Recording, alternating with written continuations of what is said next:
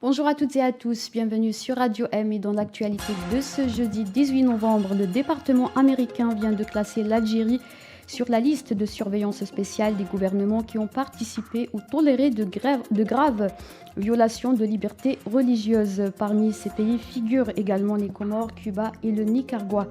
Dans un communiqué publié sur son site officiel, le département d'État américain a souligné que les États-Unis ne renonceront pas à leur engagement de défendre la liberté de religion ou de conviction pour tous et dans tous les pays.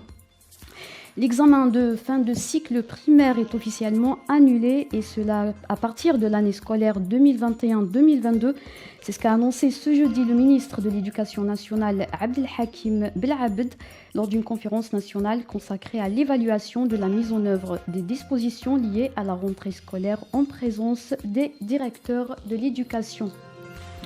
La militante Amira Bouraoui a adressé une lettre au directeur général de la Sûreté nationale suite à son arrestation par des policiers vendredi dernier à la sortie de son domicile.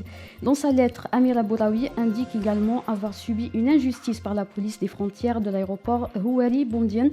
Ces derniers lui ont interdit de quitter le territoire national alors qu'elle devait se rendre à Paris selon ses propos. Elle envisage de déposer plainte contre la police des frontières pour abus de pouvoir.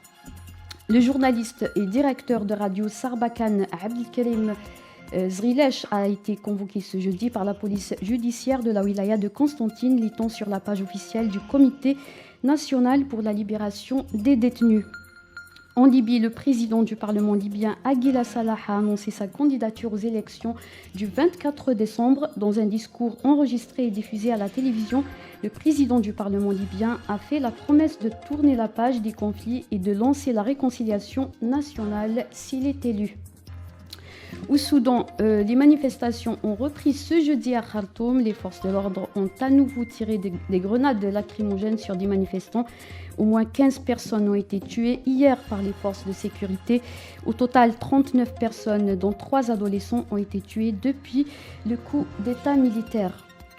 Et on termine avec le sport. Le cycliste algérien Hamza Mansouri a remporté la médaille d'or du contre-la-montre individuelle de la catégorie des moins de 23 ans pour le compte de la 4e journée du Festival arabe 2021 qui se déroule actuellement en Égypte.